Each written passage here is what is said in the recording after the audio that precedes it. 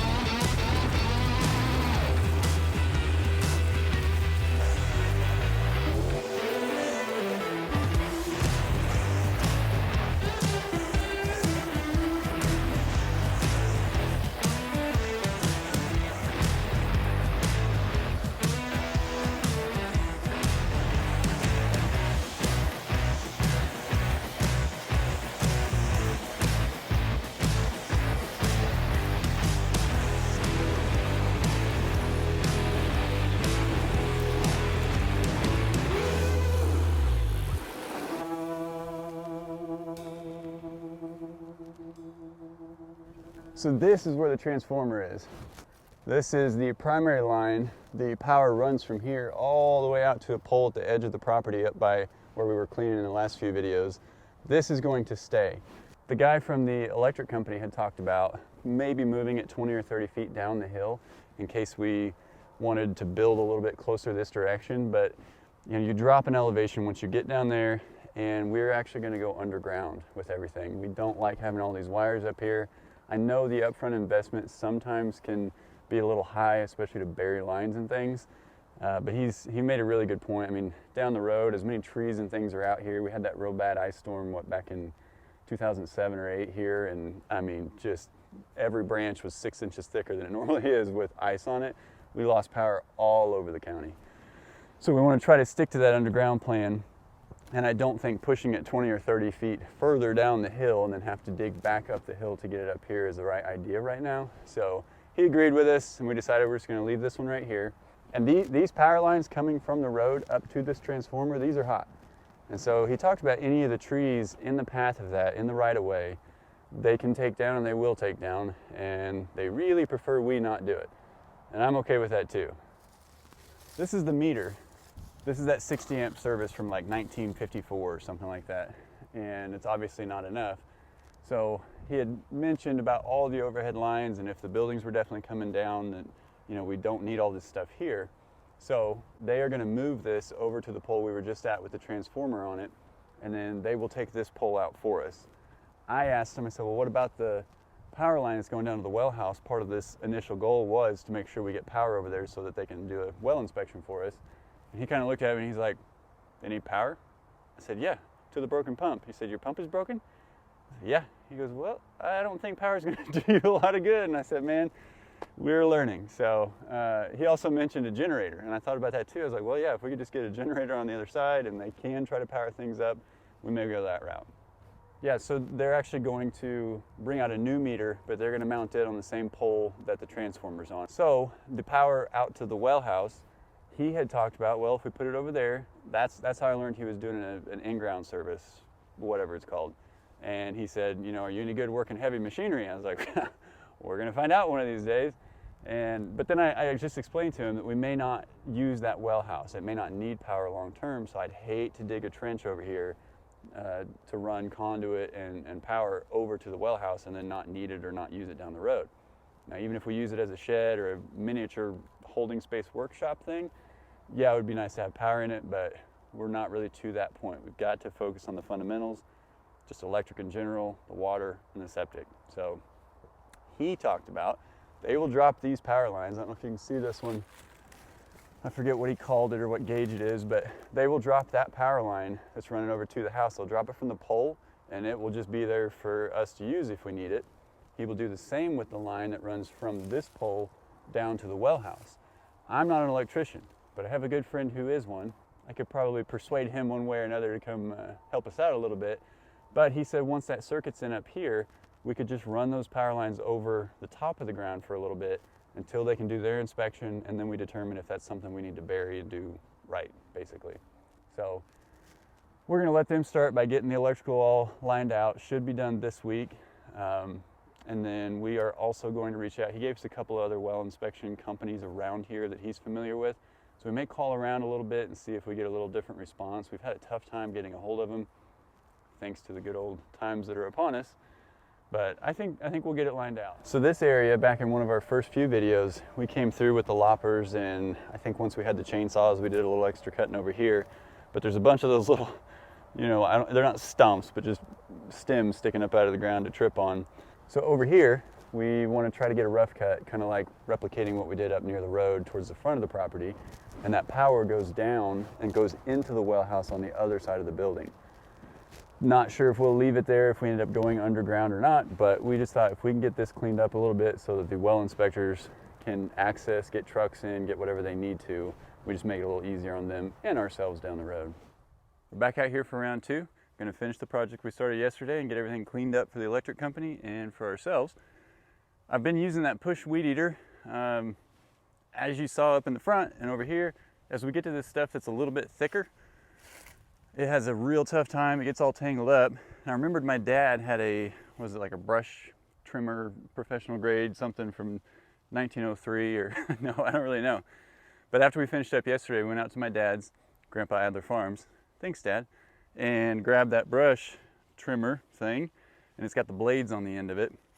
He does have like a circular saw attachment that we can throw on there if we get to a little bit bigger stuff, but if we can clear well enough, then we could just get in with a chainsaw probably and cut stuff that we need down that's a little bit too big for this. I've not run this before. I may have years and years and years ago, but I don't remember. So he kind of gave me the rundown on it yesterday. It's not built necessarily for guys our height, but he said we can make it work if we're willing to let our backs hurt just a little bit. So we'll see how it goes today.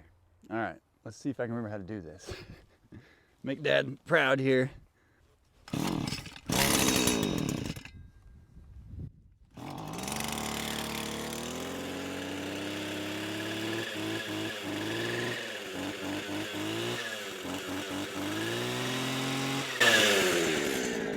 Nailed it.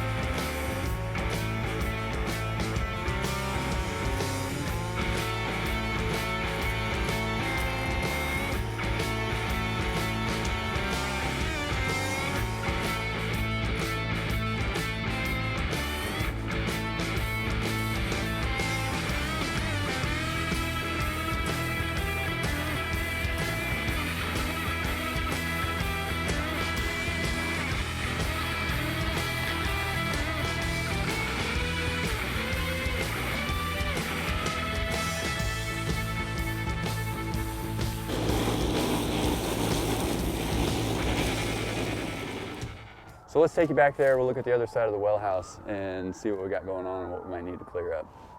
All right, Shannon, take us down there. All right, let's take a little tour. Watch where you're stepping so we don't trip over those little stems. You can tell this little path right here is definitely where the deer cross. So we've already seen that a little bit in our trail cam footage, but this little path, it's definitely beat down, and this is definitely where the deer come through. Yeah, there's another one up in the front yard right there. We do see them cut over a lot. What is that? Found this. Well, that's interesting. Any of you guys can feel free to tell us about this if you want to. I don't know if it's a deer shedding this, if it's somebody getting into a fight and they lost it. I have no idea, but that's interesting. Does it look like it's cut or broken or like naturally fell off? I have no idea. So yeah, that's interesting.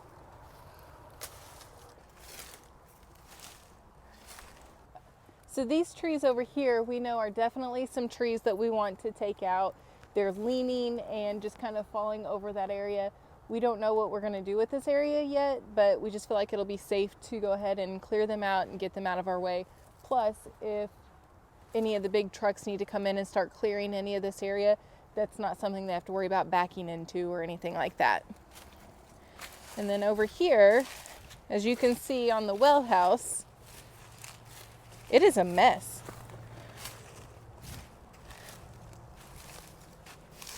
We do have this little tree over here, which is probably a hickory tree based on the bark, but this one is probably going to have to come down just because it is so close to the well house. And then you can see all of the vines and everything that's kind of grown up underneath it. So this just needs a lot of work, and if we can salvage it, we absolutely will. But if we need to start fresh with the foundation that's here, then that's a possibility too.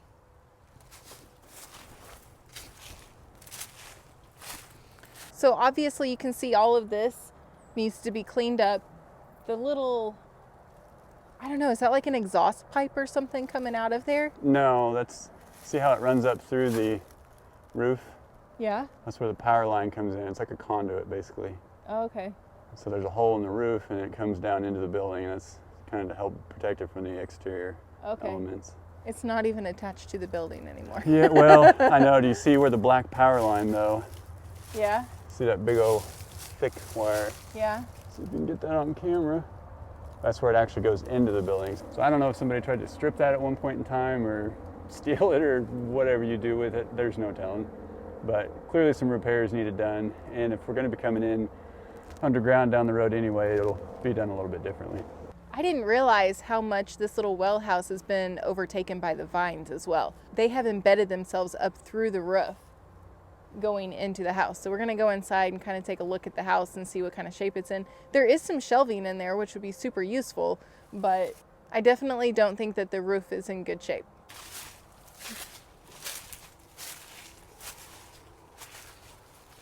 There's definitely quite a bit of rot through here. Something's moving in there. Back up. So what just happened? we're kind of telling ourselves a little bit, right? Okay, so we came around to go inside the well house and kind of take a look, and I heard something moving. Something moved. She's not crazy.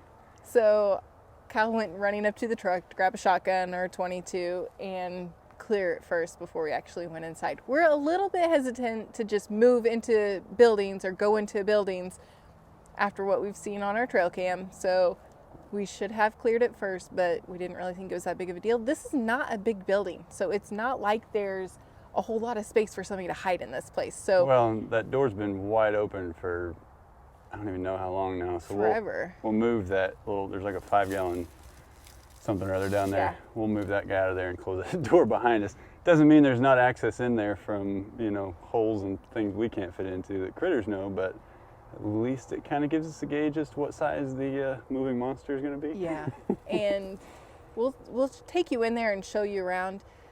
I originally thought this was going to be a good little storage building, but after getting a closer look, we can see that it actually needs a lot more work than we originally thought. Just structurally or cosmetically, what do you think? I think both. Well, I know you want it to be prettier. I'm looking for functionality and security so that we can keep things in there that. I mean, the doorway is very rotted, so clearly it needs a new door frame. Show me what you're talking about. This is in pretty bad shape, so I'm thinking a whole new door frame is going to be necessary. The ground is actually pretty good in here. I mean, it feels pretty solid. It's just a little gravel ground, but we could throw some base rock down there and it would be fine.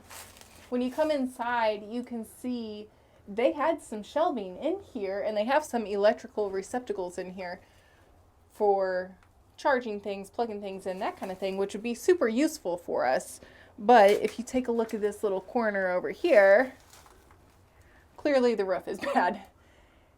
We kind of already knew that based on the vines growing through it on the outside, but this is definitely bad. So that's just going to have to be replaced.